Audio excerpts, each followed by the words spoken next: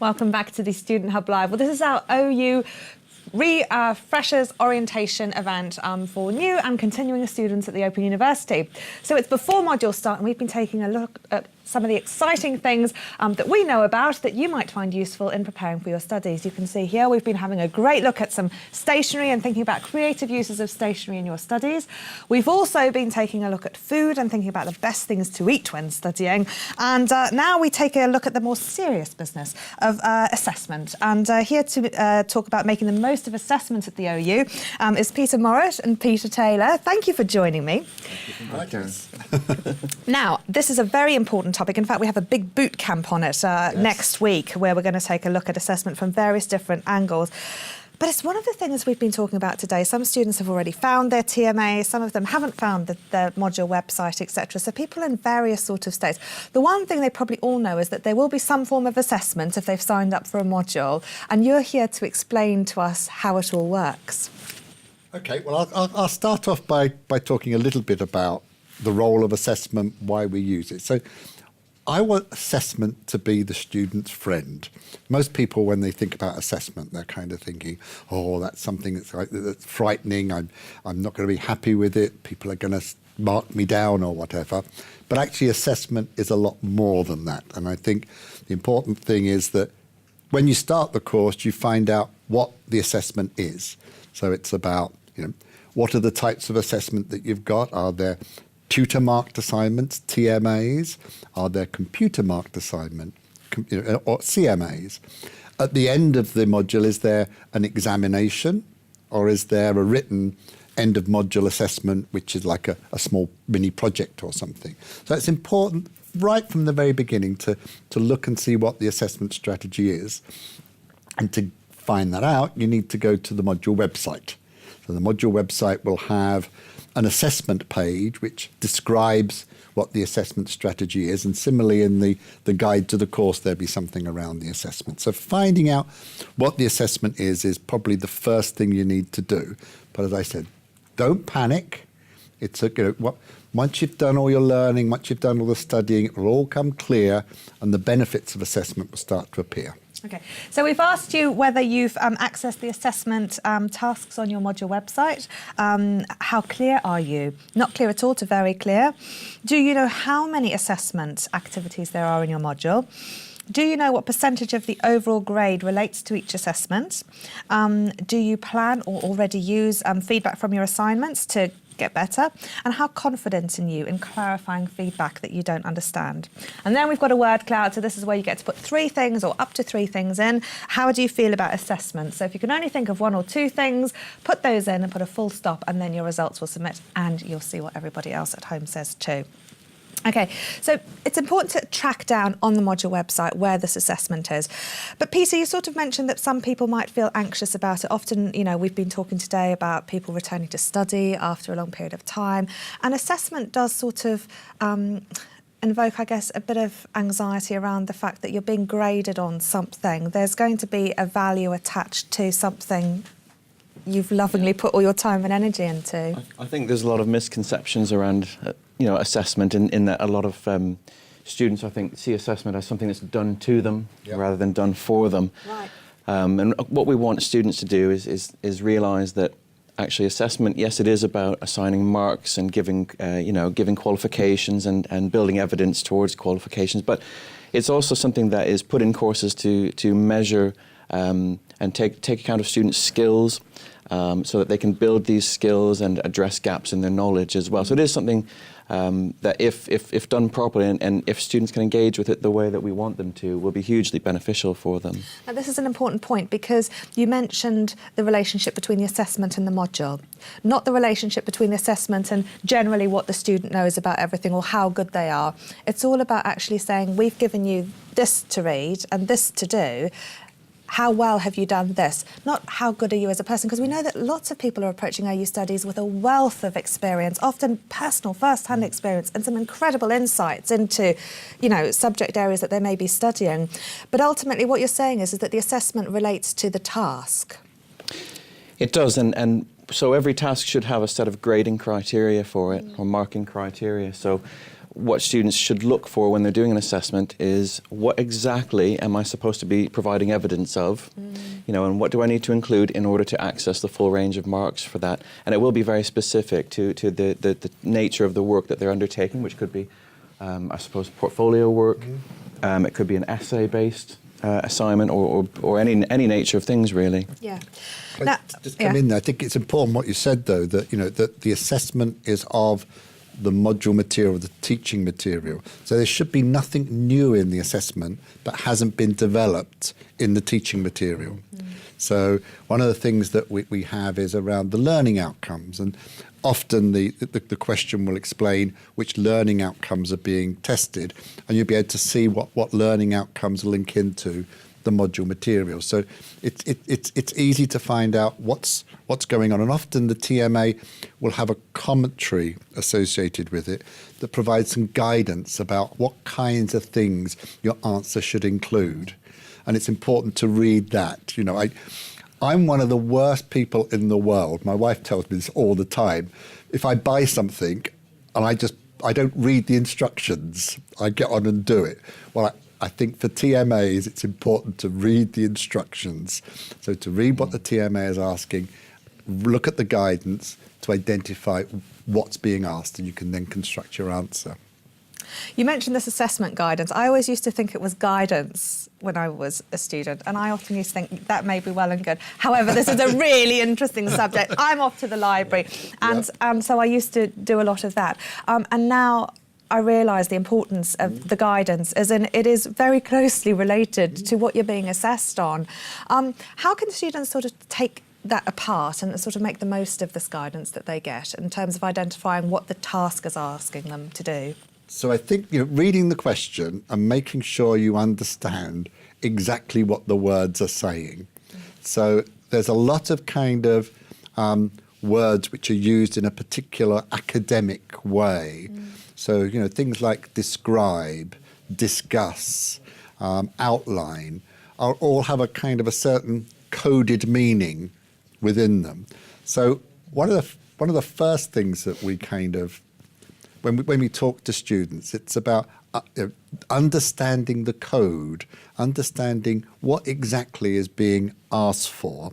And, to be fair, if you're a new student coming to all of this, then maybe that code is a little bit kind of obscure and you might get it wrong, but you're marked by your tutor, and your tutor will give you a guidance and explain what was being asked for. So it should help you decode some of those words that are being used. Yeah, absolutely, because you might write a brilliant answer to not the right question, Yes. in which case you will be graded according to that. Let's take a look at what people at home said, because we asked whether they've accessed the module tasks on the website. 79% of them said that they had. Excellent. They're always a very diligent bunch here at the Student Hub Live. Well done. 90% know how many assessment activities there are in their module. Good.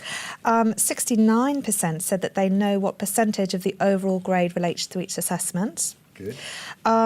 A lot of them are using feedback, and we'll come back to that a little bit later. But let's look at our word cloud, which was how do you feel about assessment? So it ranges from nervous, which is one of the key points, and stress, so some quite negative feelings, but there are also some very positive feelings as well. Know it's useful, vital, okay about it, helps me revise, kind of excited, anxious, worried about the grades. So there's lots of things here that I would say are very, very common sort of feelings to feel around assessment. We're going to do a session on benchmarking and thinking about the grade parameters and about measuring expectations, and that will be on at the end of the day, in the evening, in fact, tomorrow night. So do make sure that you stay tuned for that session. We're not going to touch on that now, but I want to talk about why we have assessment and really about this whole idea of standardising and the role that it plays as a university in measuring our students' success. All right. Before we get onto the kind of the measuring bit, I think one of the important roles of assessment is about kind of giving you points to where you need to be. So if you're like me, I work to deadlines. So, if I haven't got a deadline to deliver something by, then other things take priority. So the assessment drives the learning. So if you've got a particular assessment that needs to be done by this particular date, then you'll need to know you've studied all that bit before you get to that assessment. And it keeps you on track through the module. So as well as the stuff around standards, it has a really important role in kind of driving that learning process. All right, so tell me this then. Some students have already done their first TMA. Some are on to their second before modules start. Very organised and ahead. Liz said, though, that Liz Marr was talking about stationery earlier, and she said that, your end date is something that you should be aiming for, and it doesn't have to mean that you have to do it by then. You can do it before. So this whole idea about when we do things. Talk us through how that relates to your idea about keeping on track and assessment being a way of getting you through the module. So in an ideal world, you'd look at the TMA questions, and there might be more than one question. So then it's where does that question kind of link into the teaching materials? And so when I'm studying that material, when I've finished it, I'll try and answer that particular question and get that under my belt. And then I move on to the next bit of the teaching material. And so it's about understanding where the questions link in and planning accordingly, rather than studying it all, getting to the end, and then having to answer all these questions. And you think, hang on, I read all that about 3 or 4 weeks ago and I've forgotten. I now need to go back and reread it. So if you can kind of answer the questions as you go along, that will save you time in the long run. Excellent. So you talked about learning as you're going through. Can you tell us then how the assessments help students to sort of take hold of that learning and constantly improve? I mean, at level 1, we know that, the grades, you need to pass to sort of go on to level 2, but ultimately your qualification is really loaded towards the end in terms of when the grades matter. And also that often we start nice and slowly in terms of the weighting of assignments. And we don't have time to go into all that sort of technicality here, but the point is that they're a learning process and you get your feedback from your tutor so that you can actually sort of get through the module in a progressive way, developing your skills as you go through. Yeah, there's a real sort of journey that a student does through a module that starts with getting themselves organised, getting to grips with how they're going to manage their workload, manage their time, and all those things are tremendously important in terms of being able to make time, because with distance learning students, it's about obviously making time for that, which obviously isn't straightforward a lot of the time. But it's about establishing that journey from start to finish, and it is a little bit perhaps less demanding during the start of that journey. So that is the time, to really build those skills and know how to do things like access the right materials and set yourself up a study schedule and things like that. But I think once you've submitted that assignment, there's a big sigh of relief. But then you need to get going, unfortunately, on that kind of on that particular pathway to the next one. And then after a week or so, you'll get some feedback on that assignment. So you'll get the grade, but also there'll be some really useful feedback that your associate lecturer will have given you. So identifying things that you may have made a mistake, kind of ways in which you approach the question, and ways in which you might improve that kind of questioning. So make sure as a student you go back and you reread the question, read the feedback, and reflect on how you could have answered it better, so that when you come to do your next assignment, you then use that advice to produce what will be an even better assignment. So that feedback is a really important bit of the process. And your associate lecturer has spent a lot of time putting it together specifically for you. It's your kind of, pretty much your one piece of material that you're given, which is about you and about where you are and helping you develop as a student. Now, some students get very anxious, in particular for their first ever piece of assessed work, because they think this has to be really good, or the tutor's going to think, I'm no good, or, there are all sorts of things that can go through people's minds for that first assignment. And often people will think that it has to be the best that they can do for that module. And yet, as you say, it's a learning process, and often that assignment is something that will be built on as students are developing. And in fact, it's difficult to mark students who are very, very perfect in what they've done, because it's really about being able to improve. So, you know, the more feedback you get, the better. So it's almost just, I guess, a sense of having a go at something and then sort of saying, well, where are we at? And then what do I need to improve on as an individual within my group? But, you know, as an open entry kind of institution, we have students coming in with a whole range of different skills and backgrounds. And we recognise that, and we don't make judgments about individuals. What we're looking at is how can we provide guidance and feedback to help that person improve. And I think that's our main, and certainly as an associate lecturer, you know, we're not interested in doing our students down. We're much more interested in how can we get the best out of them. Now, tell us then, we've been sort of speaking about this from a student perspective, and one might say, well, why can't I just talk to my tutor and explain what I mean by these sort of things? Why do I have to do these ICMAs, these computer marked assignments, or these TMAs and things? Can you tell us a bit about the role of the assessment and I guess why things need to happen in a certain way? And for students who are studying 2 modules, why often they will have those assignments on the same week as they work through that study calendar? There are some guidelines that as a university we sort of need to follow because, well, as we know, OU degrees are as good, if not better, than other degrees. So there's this whole issue there that is really important in terms of assessment. Yeah, I think there's... Well, I think one of the most important things is that we recognise that we have different methods of assessment for different reasons, and one of those reasons is because it links into the workplace. So preparing students for the workplace, preparing them their degrees to be useful and relevant to the workplace. So we've got computer marked assignments, we've got essay type assignments, and these all portfolio work, and these various types of assessments all build different skills that are valuable to employers. So the chances are not particularly likely that you might be wading through 3 or 4 really heavy essays at the same time, but rather you'll get a cross section of assessment techniques and methods, and hopefully that'll make it just that bit more bearable for you. But one of the things that we have to recognise is that, to get a degree is saying something about your kind of ability, your skills, your knowledge, etc. And, if it was easy to get, it wouldn't be worth anything. And so, there are certain standards across the sector that are required in terms of obtaining a degree, and various classifications that we use. And as an open university, we match those those standards and expectations of any university. And so part of the assessment process is about marking, is about measuring and ensuring that our graduates are as good as, if not better, than anybody else within the sector.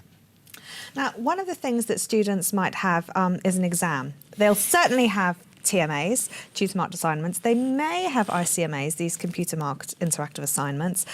They may have an exam or an end of module assessment, and often those matter more in terms of the grades for the overall module. Now, some students think, an exam, that's really worrying me. Some students actually choose their modules because they don't want to have an exam, because they're that anxious about it. Maybe they haven't studied for a long, long time. But ultimately, this end of module assessment, be it an exam or a piece of prepared work, does have, quite a high bearing, both in terms of how students feel about assessment overall, as well as the grade at the end. I know everyone's just at the beginning now, and they're certainly not at the end of their module assessments yet.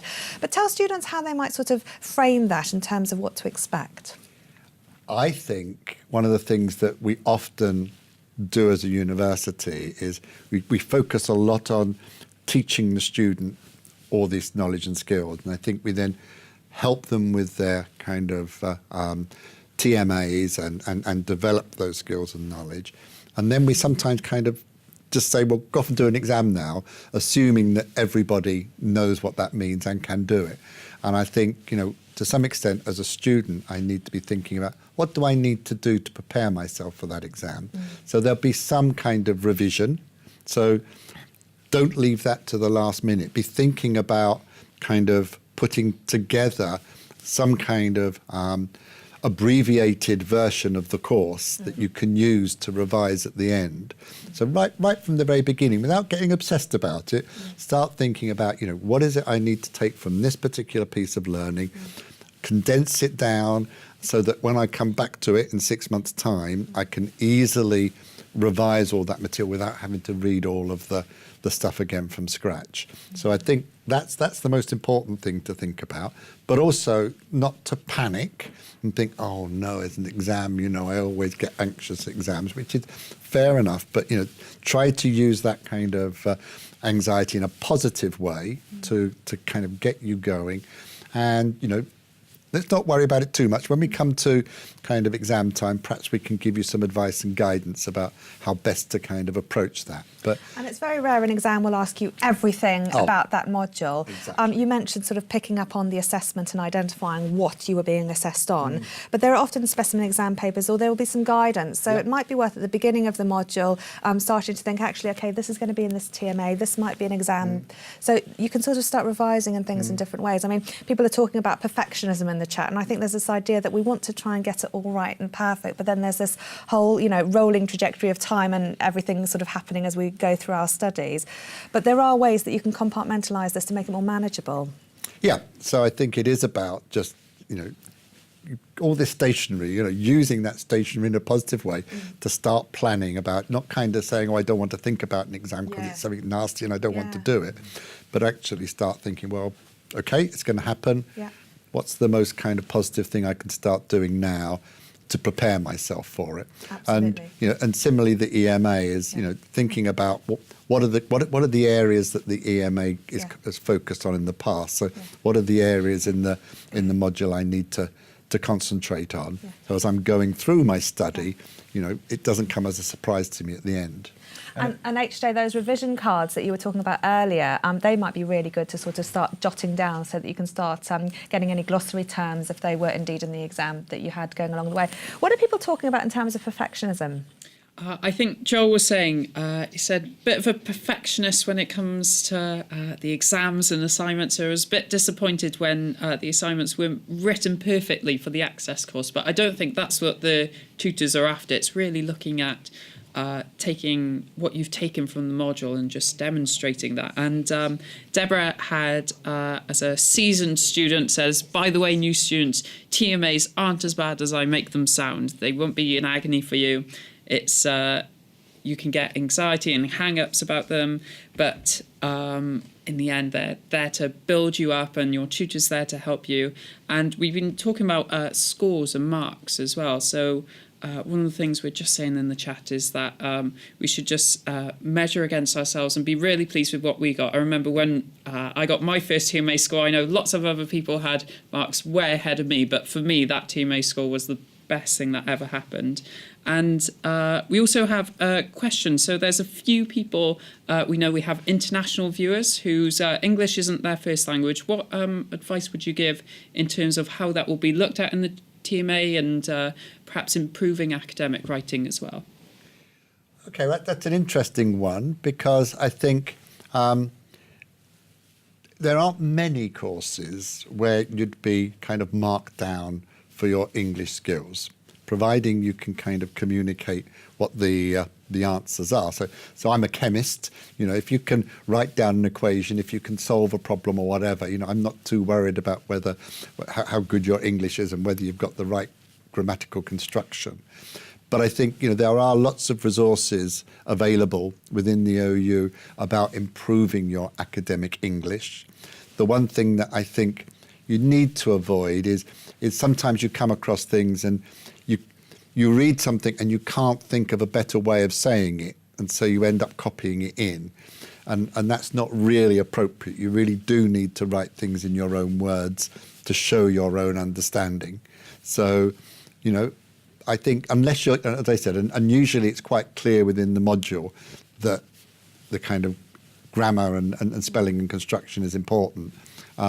it's more about showing the knowledge and the skills that and often the that are key. vocabulary perhaps and the key words that are associated with every discipline. So it's about using it in context almost. And so while some people might be really struggling with English as a second language, some people are really struggling with identifying nouns in the correct place and being able to use some of this jargon or terminology in the correct sort of context. And so it's about writing in your own words that has its battles for everybody. And the other interesting thing, which took me a while to learn this, because at school I was always rubbish at languages. So I did French and German and didn't do very well in it.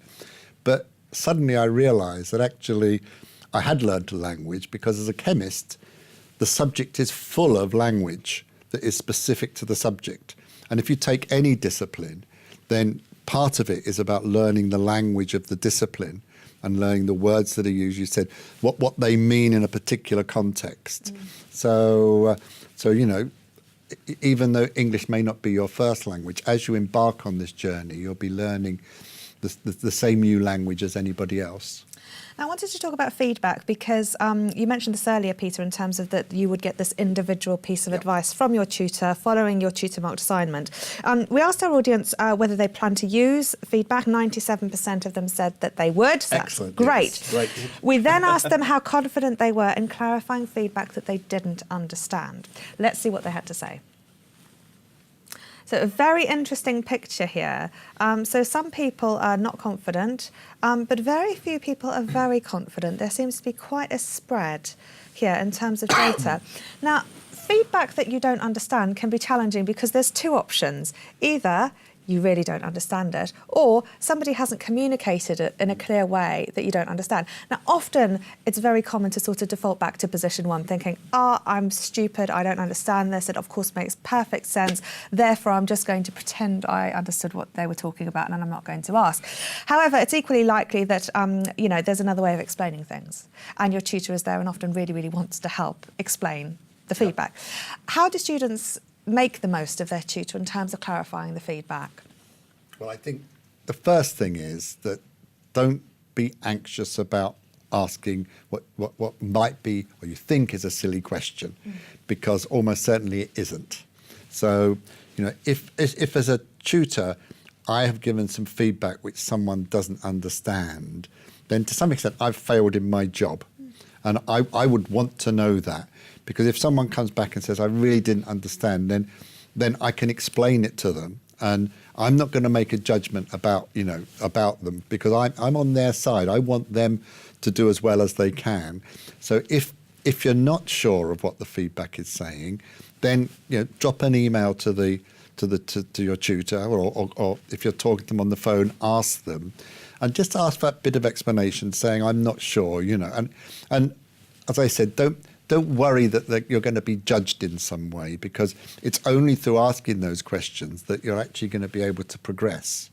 And as you said at the beginning, it's a two-way thing. It's not just you not understanding, it's me not communicating it properly. And the other way that feedback is used by tutors is, of course, to gauge an understanding of where the gaps in knowledge are for students.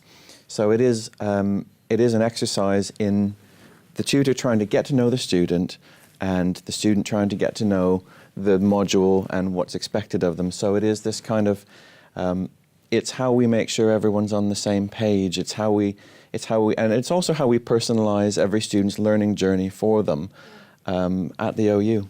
Which is why it can be really helpful, I think, sometimes to know a little bit about what your students are really trying to do. So if I know that a student really is anxious about their essay writing, or they feel that they're worried about their confidence in English as a second language, if I know those sorts of things, I can give them feedback and I can say, actually, your essay writing is a lot better than you thought it was. This is what you've done well. And I can sort of frame my feedback. So for that reason, it's important to get in touch with your tutor and explain maybe just a couple of things that you're really going to try and work on. And that's why it's important to realise that there are two bits of feedback really within the TMA process. There's a kind of cover sheet which gives you general advice and guidance and helping you through the kind of what you did wrong, maybe any misunderstandings you had, but also generally how you approach the assignment. But then there may be comments on the script itself, which is the more detailed bits and pieces. And I sometimes worry that that some of the detailed comments I give to students just get forgotten about because they look at the mark, think, oh, this is all right. Look at the feedback. Oh, yeah, okay. And I'll look at that at some point, next week or whatever, and never quite get round to doing it. So make sure you build that time into your study schedule to look at the detail. Excellent. Well, there's so much to cover with assessment, and as usual, we're out of time with this. However, we've got a boot camp next week where we cover the whole subject of assessment, and also do stay tuned for the other sessions that we've got that are relating to this, which is all about thinking about how you learn, thinking about benchmarking your expectations in terms of the grades you want for your TMAs, your modules, etc. That's going to be a really useful session to close the programme tomorrow evening. So Peter and Peter, thank you very much for joining me. We're going to now play you a video that we shot at our last boot camp, which is all about how to submit your TMA. So this will be really useful if you're a new student who's never done this, and we talk through the process of submitting a TMA online. You'll see how easy it is to use. If you're a continuing student and you've done loads of this before, you might like to check out some of the other catch-up, which is all available on the Student Hub Live website. We'll be back in half an hour for some Chemistry Live. Then we've got our Wheel of Ologies quiz. One thing we do need from you, we don't have team names for the quizzes, right? So we've got 2 teams against you at home. So we need to know what you think our teams should be called. So if you can give us 2 ideas, please, for team 1 or team 2, and probably less than 9 letters or so, a word that you think should suit our team captains from the Research and Academic Strategy Office, then we would be delighted to receive those. So we'll see you back in half an hour for some Chemistry Live before our quiz. See you then.